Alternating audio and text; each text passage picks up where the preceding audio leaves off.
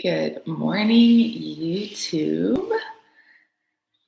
I am just getting my Instagram set up.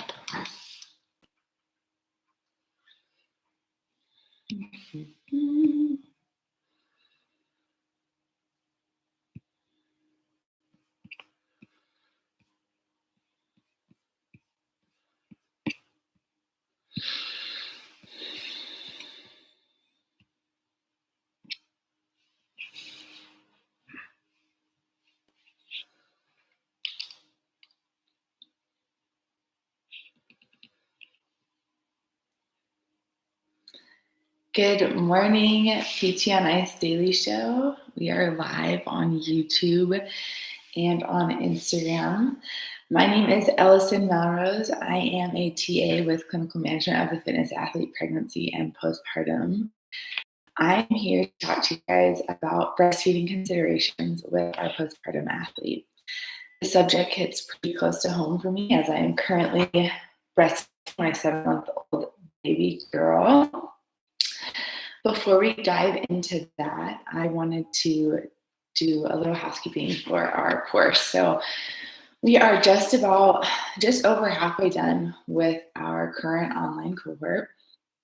And our next one starts Tuesday, September 6th. So go ahead and if you're interested in learning more about pregnancy and postpartum considerations, go ahead and hop on over to ptnice.com and join our online course.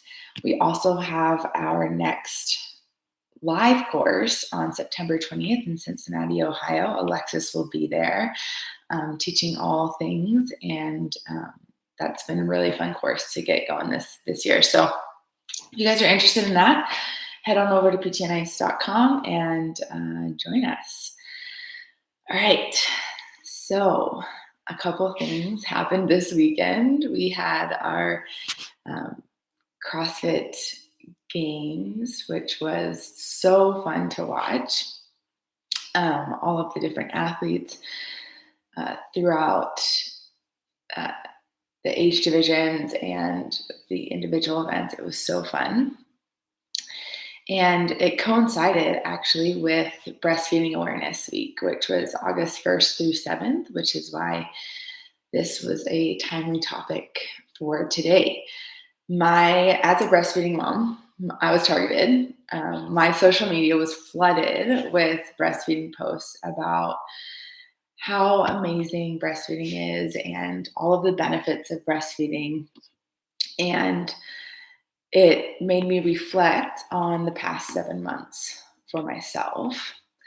I also was able to see some other posts from working moms and athletes that have had maybe a similar experience to myself with this journey.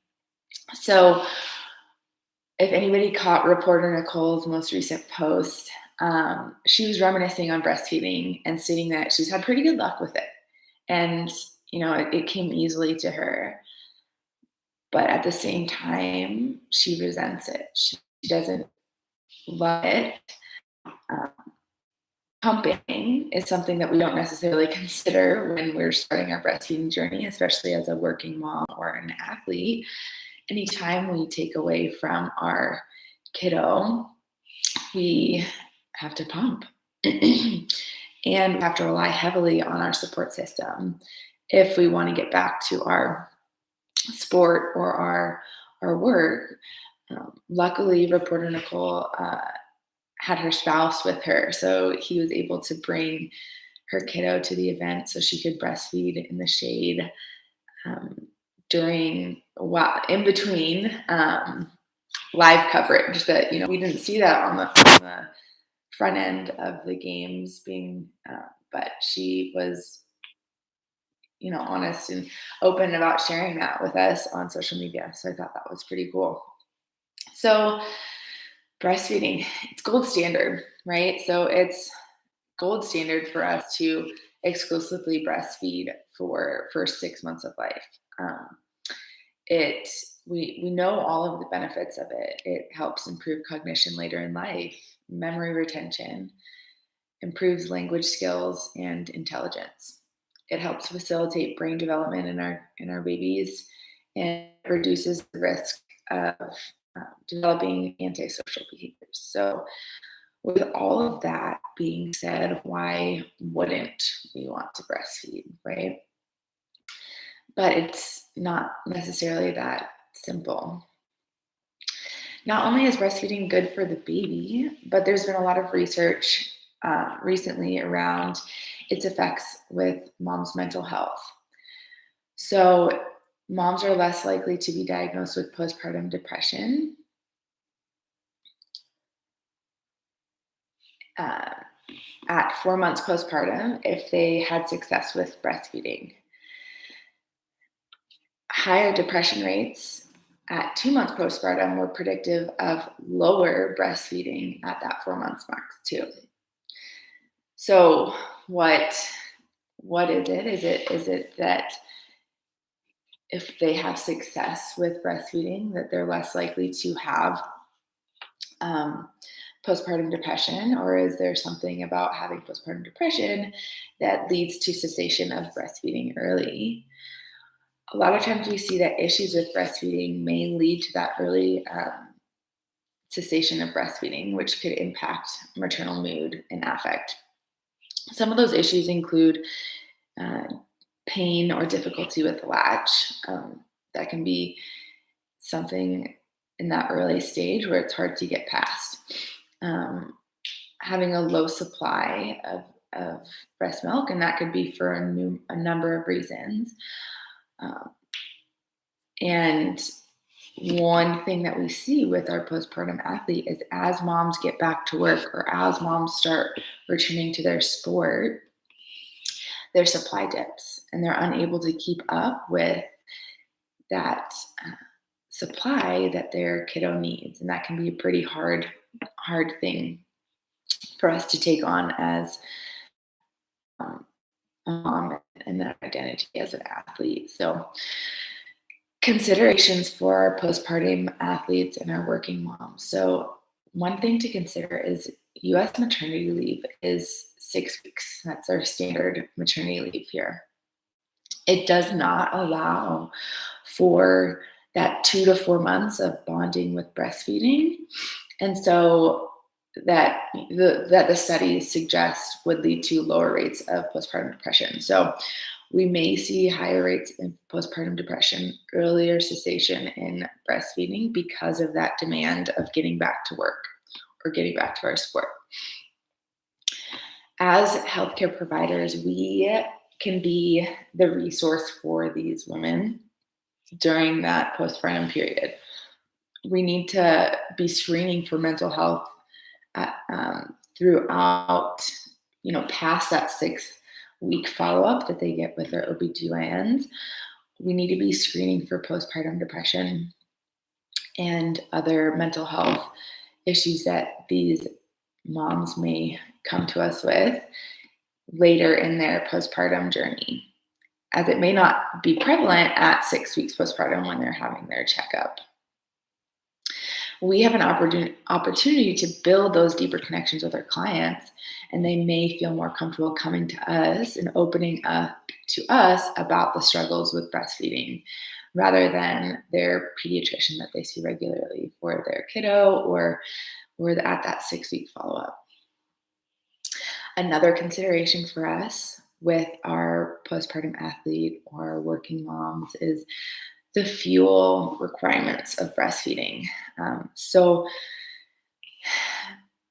baseline recommendation for breastfeeding is to increase our nutritional supply by 500 calories per day on top of what they need for their maintenance calories. So for an athlete, this can be anywhere from 3,000 to 4,000 calories per day, which if we are trying to fuel with whole foods, that can be pretty challenging to get daily.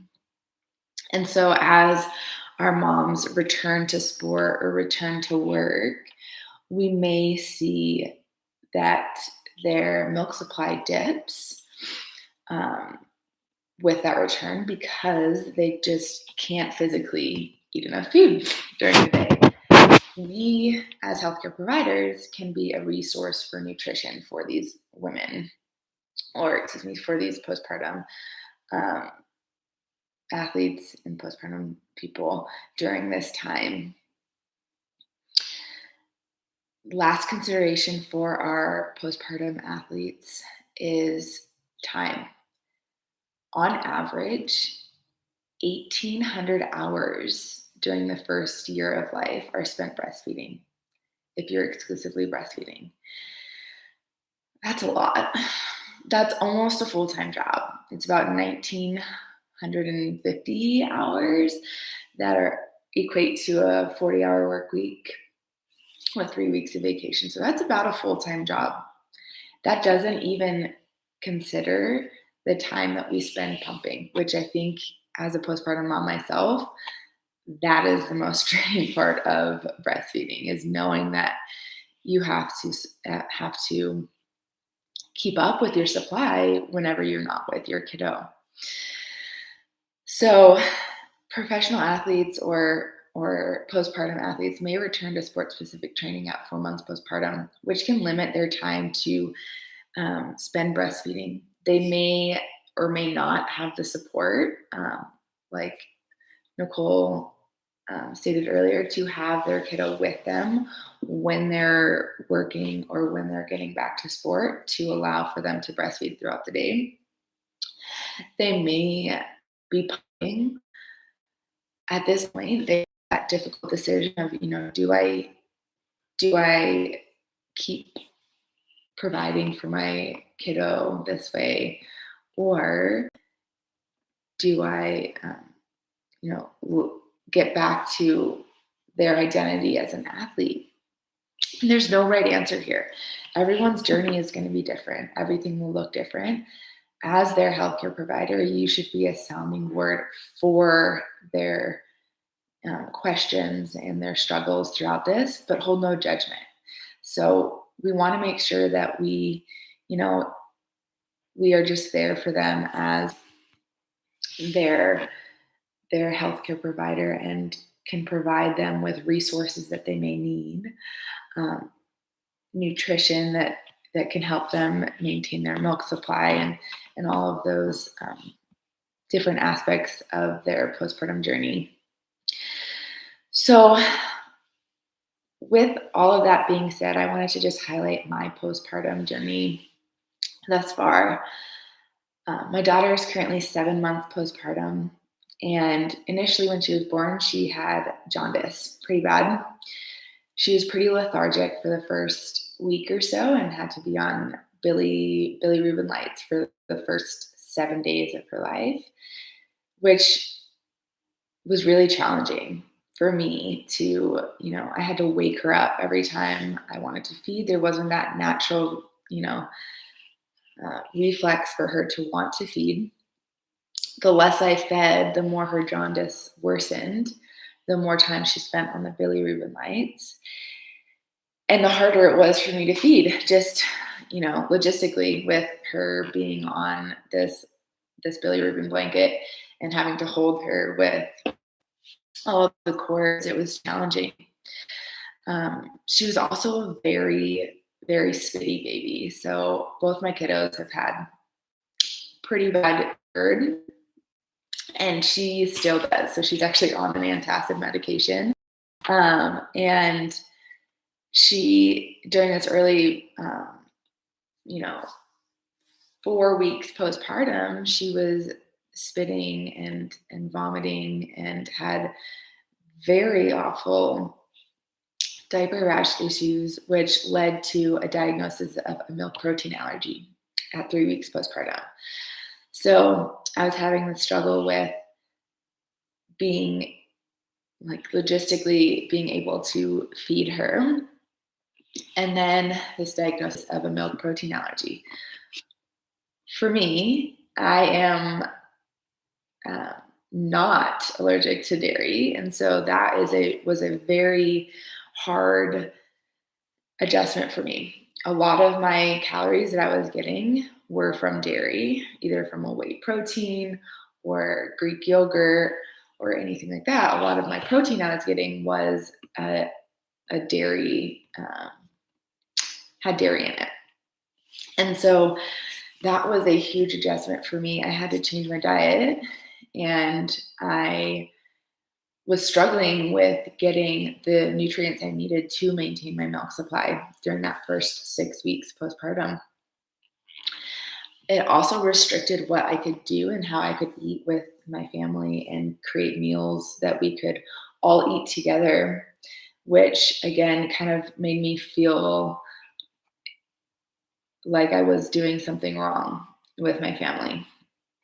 And so, all that being said, I'm still breastfeeding 7 months postpartum. It hasn't been easy. I've had an amazing support system with my husband and my parents. My mom came out with me to one of the courses that we hosted and brought Marley with so I could breastfeed her. But, not everybody has that opportunity. So as we get these athletes these moms into our treatment rooms at, whatever, maybe 2 weeks postpartum, 6 weeks postpartum, month postpartum, I want us to think about all that they have gone through up until this point. Retracing our steps today, we know that there could be higher rates of postpartum depression in women that do not breastfeed. So be that sounding board for them when they come in. Fuel recommendations, again, increasing at least 500 calories per day. So if they're having issues with milk supply, that's the first thing I would dive deeper into, is their nutrition and how they're fueling their body. And again, just, be a sounding board for the time that it goes into breastfeeding, and how that may take away from their identity as an athlete, with all of the hours that they, spend training on top of breastfeeding, on top of caring for their kiddos. So that is all I have for you today, is a little topic on breastfeeding. If you guys have any questions about breastfeeding or pregnancy postpartum athletes, feel free to comment down below. I will be checking back with the comments on Instagram and on YouTube throughout the next couple days. So I hope you guys have a wonderful start to your week. Happy Monday. And I hope you guys are all living with coming off the CrossFit Games high that we all may have, and take that forward with this week and have some good days ahead. All right, have a good day, everybody. I am going to log off there and end stream.